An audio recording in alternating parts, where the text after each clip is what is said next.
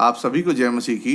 लूका के अध्ययन की श्रृंखला में ये हमारा 11वां पार्ट है, जिसका शीर्षक है यीशु का यरूशलेम में प्रवेश भाग 2। प्रियो, पिछले पार्ट में हमने अपने दृश्य को उस बिंदु पर छोड़ा था जहां यीशु ने मंदिर में से व्यापारियों को निकाला था।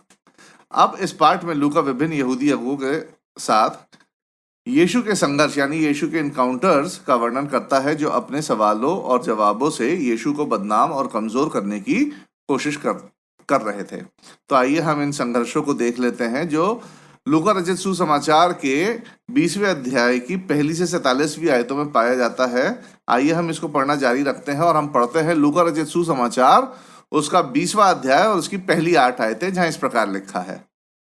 एक दिन ऐसा हुआ कि जब वे मंदिर में लोगों को उपदेश दे रहा और सुसमाचार सुना रहा था, तो प्रधान याजक और शास्त्री पुरनियों के साथ पास आकर खड़े हुए और कहने लगे, हमें बता, तू इन कामों को किस अधिकार से करता है और वह कौन है जिसने तुझे ये अधिकार दिया है? उसने उनको उत्तर दिया, मैं भी तुमसे एक बात पूछता हूँ, मुझे बताओ, यूहन्ना का बपतिस्मा स्वर्ग की ओर से था या मनुष्य की ओर से था? तब वे आपस में कहने लगे, यदि हम कहें स्वर्ग की ओर से, तो वह कहेगा, फिर तुमने उसकी प्रतीति क्यों न की? और यदि हम कहें मनुष्य की ओर से, तो सब लोग हम पर पथरवाह करेंगे, क्योंकि वे सचमुच जानते थे कि यूहन्ना भविष्यद्वक्ता था। अतः उन्होंने उत्तर दिया, हम नहीं जानते कि वह किसकी ओर से था। यीशु ने उनसे कहा, तो मैं भी तुमको नहीं बताता कि मैं ये काम किस अधिकार से करता हूँ। प्रिय, प्रधान याजक, शास्त्री और पुरनी यानी प्राचीन, ये लोग उस समय समाज के उच्चतम स्तर का प्रतिनिधित्व करते थे, यानी highest level of people in the society को रिप्रेजेंट करते थे ये लोग। इनमें से कई तो आराधनालय के परिषद के सदस्य भी थे। अब आराधनालय की परिषद को सैनहीड्रिन कहा जाता है। आसान भाषा में कहें तो ये आराधनालय या सैनहीड्रिन एक तरह से यहूदी पंचायत होती थी। प्रियो, हिंदुस्तान में जैसे पंचायत होती है, वैसी एक तरीके से आप समझ लीजिए यहूदी पंचायत होती थी, जिसको रोमी सरकार द्वारा अधिकृत किया गया था ताकि वे यहूदियों के धार्मिक और अन्य मामलों में दखल रख सकें। हिंदुस्तान की पंचायत में, प्रियो, पंचायत नाम ही दिया गया है, जिसमें 5 सदस्य होते हैं, परंतु यहूदी सैनहीड्रिन यानी इनके आराधनालय की जो परिषद थी, इसमें 5 से अधिक सदस्य भी हो सकते थे। समाज के उच्चतम लोग अपने ऊंचे पद का प्रदर्शन करने के लिए यीशु के पास एक साथ आते हैं और मंदिर से व्यापारियों को निकालने पर यीशु से पूछते हैं कि उसने ये किस अधिकार से किया है, कि वो ये सारी चीजें किस अधिकार से करता है। आसान शब्दों में समझे तो वे यीशु से आकर कहते हैं कि तुम्हारी हिम्मत कैसे हुई इन सबको बाहर निकालने की, या फिर इन लोगों को खदेड़ने की।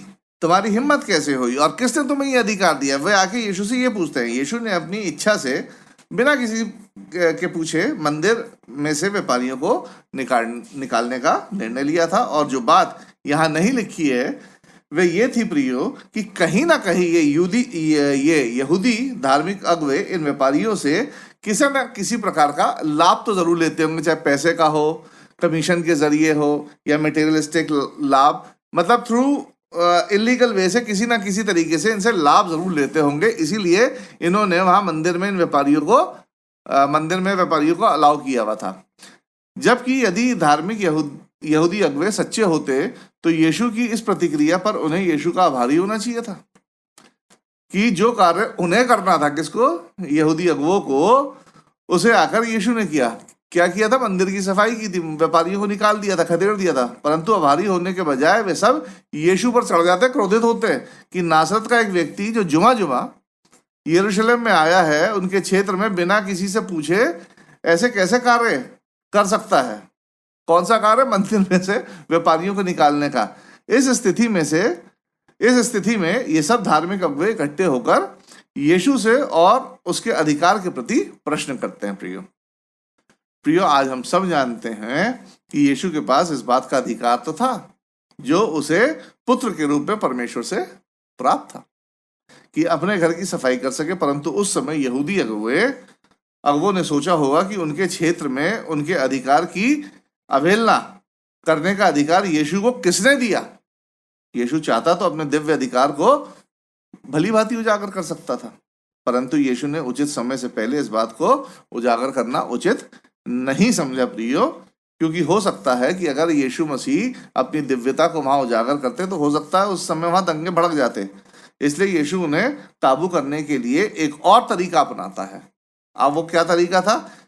अब यीशु उनसे ही उल्टा प्रश्न करता है। यूहन्ना बपतिस्मा देने वाले की सेवकाई के पीछे का अधिकार पूछकर यहाँ यीशु दो कार्य करते हैं। एक, यहाँ यीशु ने दोबारा उनसे प्रश्न किया और इस प्रश्न से यीशु यहाँ दो कार्य करते हैं। पहला, वह आत्मिक अधिकार के बारे में महत्वपूर्ण चर्चा बनाए रखता है और यूहन्ना बपतिस्मा देने वाले के नाम लेकर उन पर से खुद का ध्यान हटा देता है।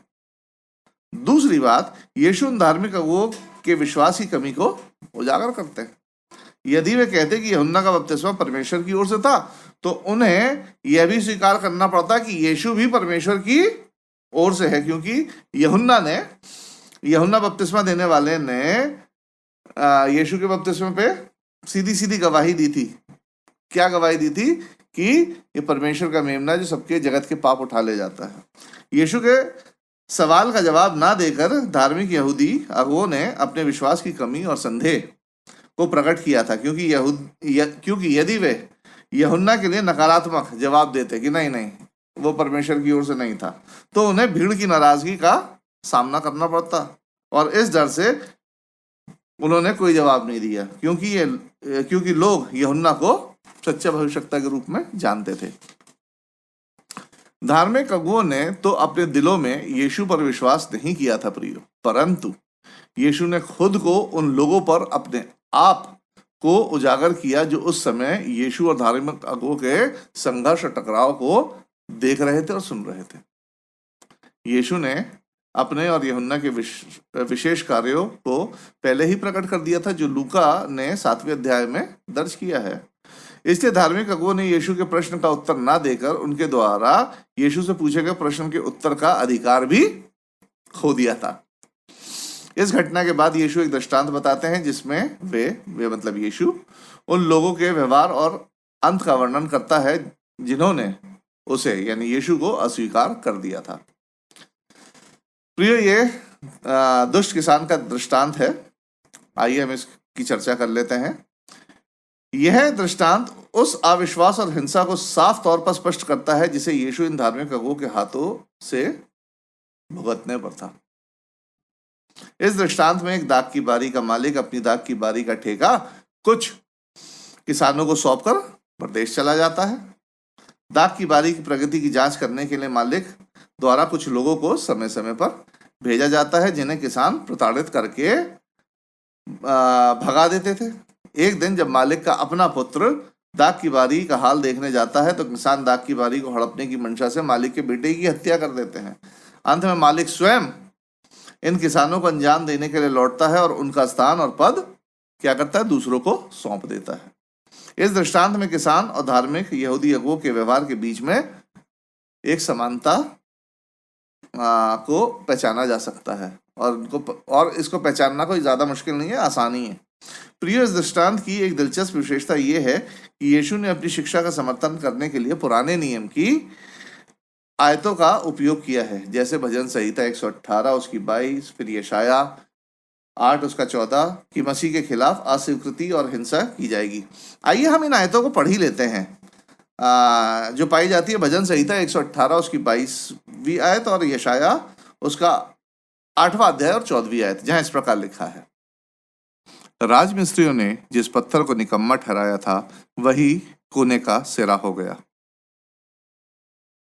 और वह शरण स्थान होगा, परंतु इज़राइल के दोनों घरानों के लिए ठोकर का पत्थर और ठेस की चट्टान और यरूशलेम के निवासियों के लिए फंदा और जाल होगा। प्रिय, इन आयतों में राजमिस्त्री धार्मिक यहूदी अगुए हैं जिन्होंने इज़राइल के निर्माता राजगीर यानी बिल्डर के रूप में संदर्भित किया जा सकता है, और पत्थर यीशु मसीह है जिसने इन राजमिस्त्रियों द्वारा राज की नींव के पत्थर के रूप में रखा जाना चाहिए था, परंतु इन धार्मिक अगुओं ने क्या किया था? इन राजमिस्त्रियों ने नींव के पत्थर यानी यीशु मसीह को अस्वीकार कर दिया था, क्योंकि वे स्वयं धार्मिक अगुए जो ये स्वयं थे धार्मिक अगुए राज्य पर शासन करना चाहते थे। पत्थर पर गिरने का अर्थ है कि जो कोई पत्थर का यानी यीशु मसीह का सीधा विरोध करेगा वह क्या हो जाएगा? असफल हो जाएगा। और जिस पर पत्थर गिरे का अर्थ है अंतिम न्याय। अंतिम न्याय में वह जन पूर्ण तरीके से नष्ट कर दिया जाएगा। प्रियो, यह दृष्टांत अपने आप में अनोखा है क्योंकि यीशु मसीह ने इस दृष्टांत में पुराने नियम के संदर्भों को मिलाया है जो अपने आप में यूनिक या असामान्य है। आइए हम एक दूसरी घटना पर चर्चा कर लेते हैं और हम इसको पढ़ भी लेते हैं जो पाई जाती है लूका रचित सुसमाचार उसका 20वां अध्याय उसकी 19 और 20वीं आयत, जहाँ इस प्रकार लिखा है। उस घड़ी शास्त्री और प्रधान याजकों ने उसे पकड़ना चाहा क्योंकि वे समझ गए थे कि उसने हम पर यह दृष्टांत कहा, परंतु वे लोगों से डरे और वे उसकी ताक में लगे और भेदिए भेजे कि धर्म का भेष धरकर उसकी कोई ना कोई बात पकड़े ताकि उसे हाकिमों के हाथ और अधिकार में सौंप दें। प्रियो, ये दृश्य यीशु के दृष्टांत के प्रति धार्मिक यहूदी अगुओं की प्रतिक्रिया के रूप में यीशु को किसी न किसी तरीके से फंसाने की एक साजिश थी। हम अपना पढ़ना जारी रखते हैं 21 से 26वीं आयत, जहाँ इस प्रकार लिखा है। उन्होंने उसे यह पूछकर, हे गुरु, हम जानते हैं कि तू ठीक कहता है और सिखाता भी है कि किसी का पक्षपात नहीं करता वरन परमेश्वर का मार्ग सच्चाई से बताता है। क्या हमें कैसर को कर देना उचित है या नहीं? उसने उनकी चतुराई को ताड़कर उनसे कहा, 1 दिनार मुझे दिखाओ, इस पर किसकी छाप और नाम है? उन्होंने कहा, कैसर का। उसने उनसे कहा, तो जो कैसर का है वह कैसर को दो और जो परमेश्वर का है वह परमेश्वर को दो। वे लोगों के सामने इस बात में उसे पकड़ न सके वरन उसके उत्तर से अचंभित होकर चुप रहे। धार्मिक यहूदियों का सोचना रहा होगा यदि यीशु से आमना सामना करने पर वे सफल नहीं हुए थे तो शायद यीशु के प्रति साजिश करके वे जरूर सफल हो जाएंगे। लूका 23वीं आयत में बताता है यीशु उनकी चतुराई और प्रश्न में छुपे हुई उनकी मंशा को ताड़ गया था। यदि यीशु उत्तर देता कि कर देना उचित है तो वे लोग क्या करते? वे लोग यीशु को लोगों के आगे रोमी हमदर्द के रूप में कलंकित करते और यदि यीशु कर का भुगतान ना करने का समर्थन करता तो वे रोमन सरकार के खिलाफ यीशु को एक आंदोलनकारी के रूप में गिरफ्तार करवा देते। उस समय कई ऐसे ईमानदार यहूदियों के सामने कर को लेकर यानी टैक्स को लेके एक दुविधा बनी रहती थी कि उन्हें एक विदेशी शासक कौन था? रोमन विदेशी शासक को कर के रूप में वो मुद्रा देनी पड़ती थी जिस पर मूर्ति पूजक शासक की छवि हुआ करती थी। एक तरीके से ये उनके लिए घृणित कार्य था, मतलब मूर्ति पूजा के बराबर ये कार्य था। सामग्री और आत्मिकता के बीच में अंतर करके यीशु इन ईमानदार यहूदियों की दुविधा को दूर कर देते हैं। कुछ चीजें जैसे कर, टैक्स पूरी तरह से भौतिक संसार से संबंधित है और संसार में रहते हुए हमें सांसारिक व्यवस्था यानी फिजिकल मैनेजमेंट के अनुसार उचित व्यवहार करना चाहिए और अन्य आत्मिक मामलों में भी परमेश्वर की आज्ञा का पालन हमें करना चाहिए, जैसे आराधना, नैतिकता, भलाई, प्रेम आदि। समस्या तब होती है प्रियो जब हम इन दोनों चीजों को, कौन सी दोनों चीजों को? सांसारिक सामग्री को और आत्मिक मामलों को मिला देते हैं। जैसे हम पैसे को परमेश्वर का दर्जा दे बैठते हैं और परमेश्वर की आराधना और अपना आचरण मानव निर्मित रीति रिवाजों के अनुसार करने लगते हैं। समस्या यहां से शुरू होती है।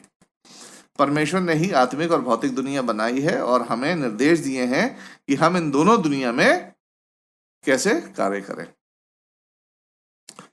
यहूदी अगुओं ने यीशु के साथ आमना सामना और चतुराई करने की कोशिश तो की थी प्रियो, और इन दोनों में ही वे असफल रहे। इसलिए अब वे उपहास और एक बेहुदे प्रश्न के माध्यम से यीशु को बदनाम करने का प्रयास करते हैं। सदूकी यीशु की शिक्षा का मजाक उड़ाने की दृष्टि से उसके सामने एक मनगढ़ंत कहानी के माध्यम से एक बेहुदा प्रश्न रखते हैं। प्रियो, सदूकी वो पुरोहित हुआ करते थे जो केवल पंचग्रंथ यानी पेंटाट्यूक, शुरू की 5 पुस्तकें, उत्पत्ति से व्यवस्था विवरण को ही प्रेरणादायक और आधिकारिक पुस्तकें माना करते थे। ये लोग रूढ़िवादी धनी धार्मिक यहूदी अगुओं का एक छोटा समूह हुआ करता था। इन सदूकियों का राजनीतिक समर्थन धनी वर्ग से आता था, जबकि फरीसी जो व्यवस्था के विशेषज्ञ थे और पूरे पुराने नियम को प्रेरणादायक लेख के रूप में मानते थे। फरीसियों का बोलबाला आम लोगों के बीच में हुआ करता था। प्रियो, यदि आप सदूकी और फरीसी कहाँ से जन्मे, इनकी उपज कहाँ से हुई, अगर आप जानना चाहते हैं तो मती रचित सुसमाचार का मेरे वीडियो का सबसे पहला पार्ट आप देख सकते हैं, तो उससे आपको क्लियर हो जाएगा कि ये सदूकी और फरीसी कहाँ से आए थे। सदूकियों का मानना था कि परमेश्वर और मनुष्य के बीच एक बड़ी दूरी है, जैसे आज देववादी डिएटिस्ट मानते हैं, जिनका मानना रहता है कि ईश्वर ने रचना की, फिर वह अपनी रचना करके पीछे हट गया और आज उसकी रचना अपने आप चलती जा रही है। सदूकियों का मानना था कि इस पृथ्वी पर मनुष्य का कार्य अपने दैनिक जीवन को बनाए रखना है, क्योंकि मरने के बाद कोई भी पुनरुत्थान नहीं है। उनकी ये आइडियोलॉजी थी।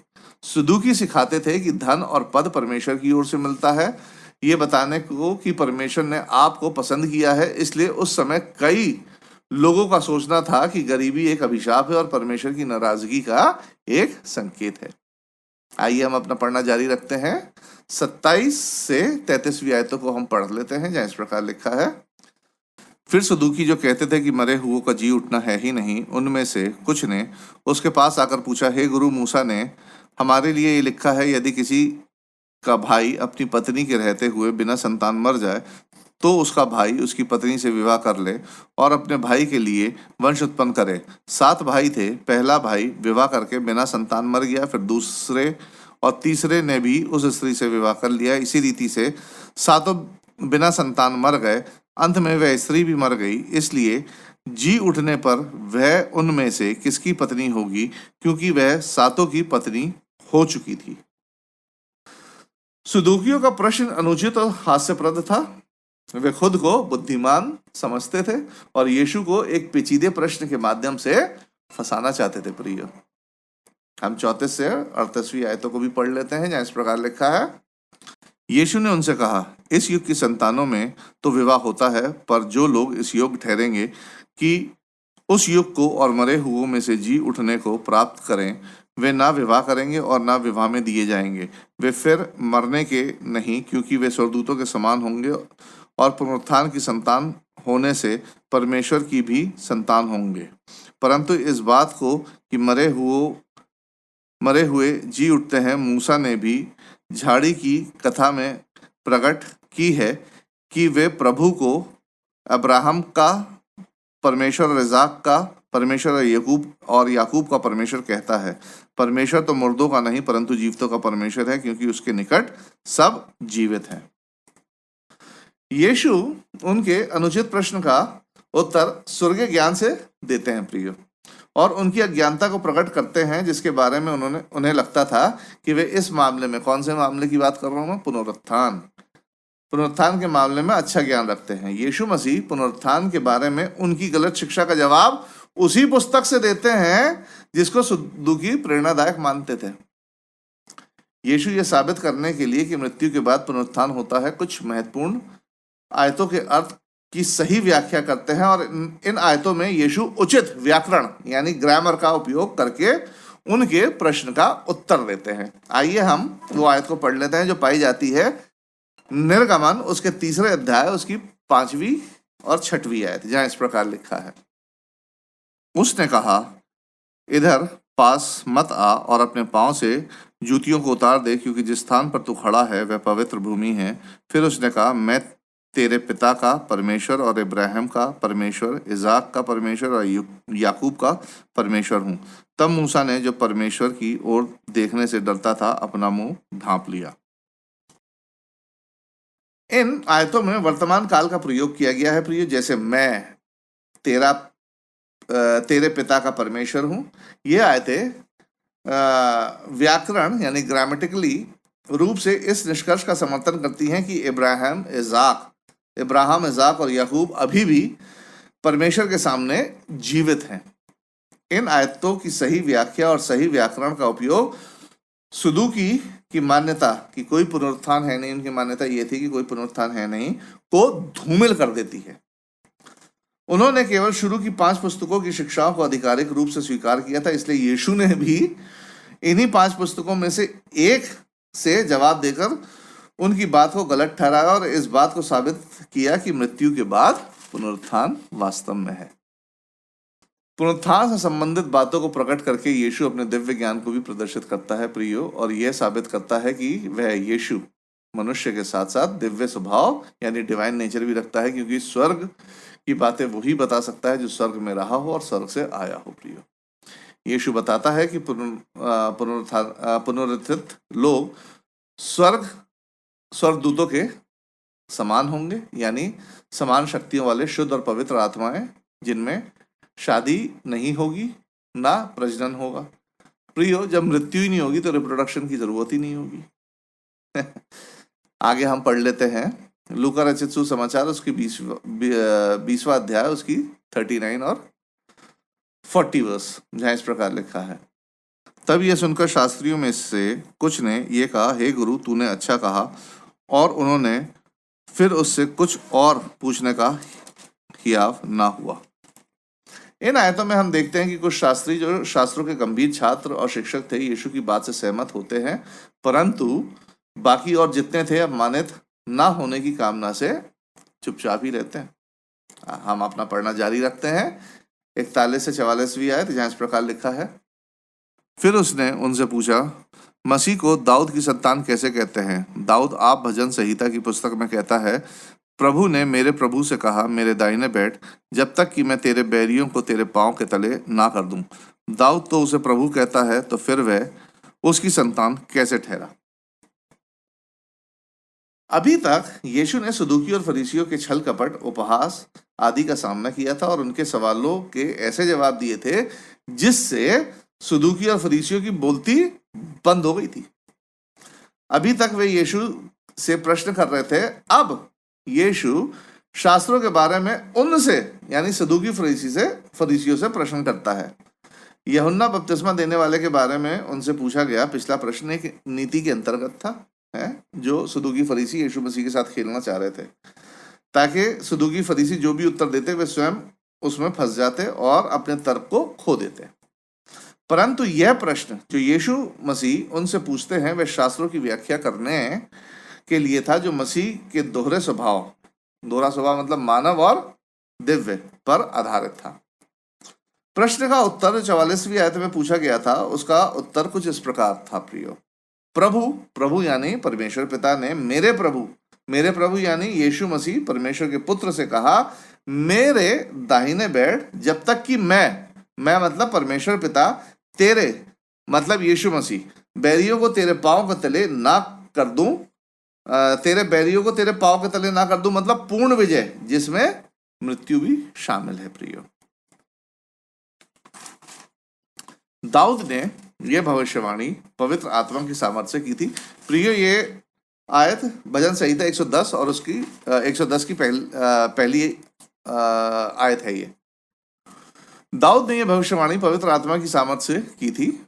प्रश्न, यदि दाऊद उसे किसे मसीहा को प्रभु कहता है तो वह दाऊद का पुत्र कैसे ठहर सकता है?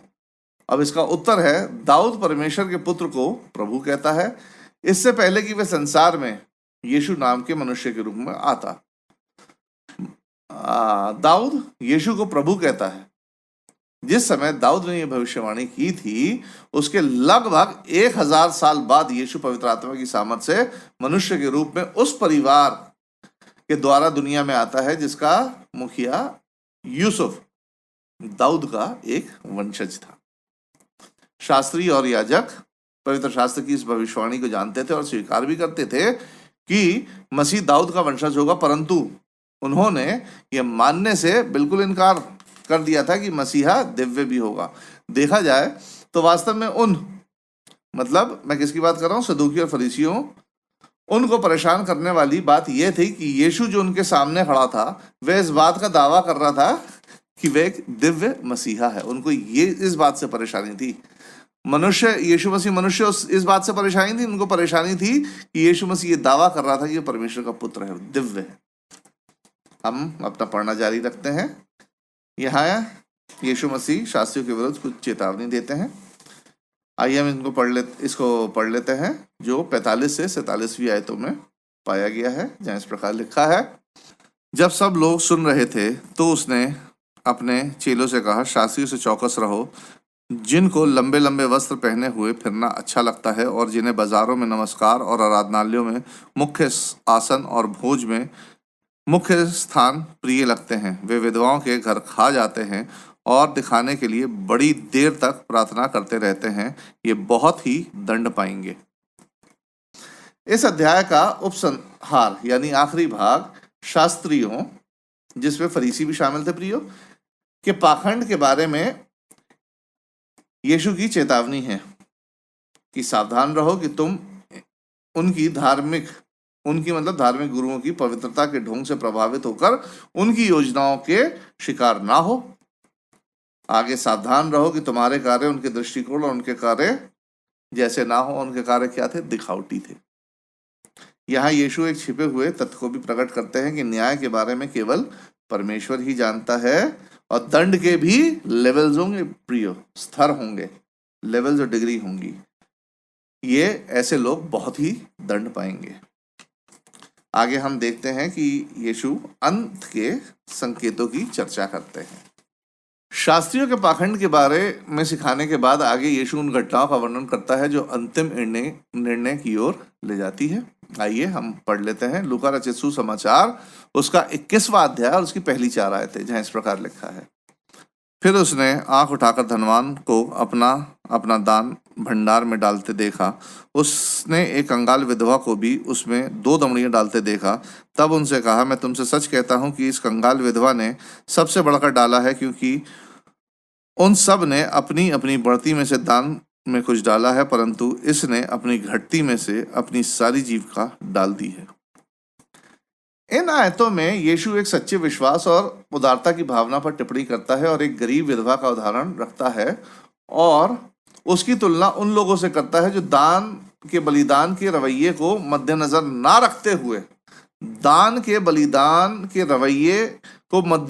ना रखते हुए संसारिक दृष्टिकोण और रीति रिवाजों को मद्देनजर रखते हुए दान देते हैं। संपन्न लोग यानी धनवान लोग अधिक राशि जरूर दे सकते हैं प्रियो, परंतु वे बलिदान सहित नहीं देते, नॉट इन अ सैक्रिफिशियल वे, जैसा गरीब विधवा ने दिया था, क्योंकि उसने अपनी घटती में से दान दिया था, जिसके कारण उसके दैनिक जीवन पर असर पड़ सकता था। आगे हम अपना पढ़ना जारी रखते हैं।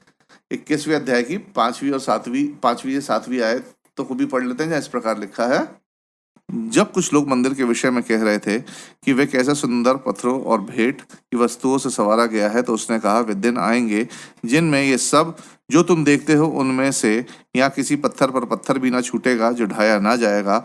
उन्होंने उससे पूछा, हे गुरु, ये सब कब होगा और ये बातें जब पूरी होने पर होंगी तो उस समय का क्या चिन्ह होगा?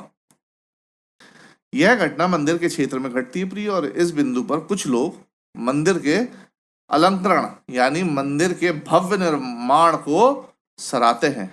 इस सराहना पर यीशु उस न्याय की व्याख्या करते हैं जो जल्द ही यहूदियों पर आने वाला था, अपने मसीहा को त्यागने के लिए।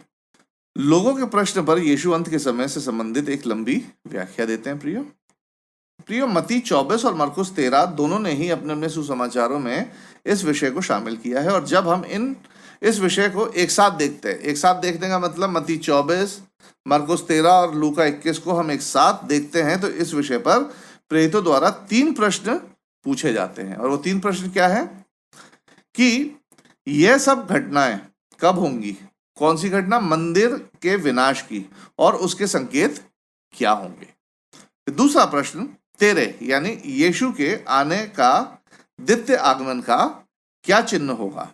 और तीसरा प्रश्न जगत के अंत के चिन्ह क्या होंगे? लूका ने अपने सुसमाचार में प्रेरितों द्वारा पूछे गए केवल एक ही प्रश्न को दर्ज किया है, परंतु प्रेरितों द्वारा पूछे गए 2 प्रश्नों के उत्तर को दर्ज किया है। मतलब प्रश्न एक ही दर्ज किया है और तीनों उत्तर को अपने सुसमाचार में लूका ने दर्ज किया है। 8वें से 24वीं आयतों में यीशु पहले प्रश्न का उत्तर देते हैं और यरूशलेम के अंत से पहले, मतलब 70 AD से की बात कर रहा हूं मैं, दुनिया में राजनीतिक और सामाजिक परिस्थितियों के साथ साथ कलीसिया के उत्पीड़न का वर्णन करते हैं। यीशु उन पीड़ाओं और विनाश का भी वर्णन करते हैं जो यरूशलेम के विनाश के समय घटित होती हैं।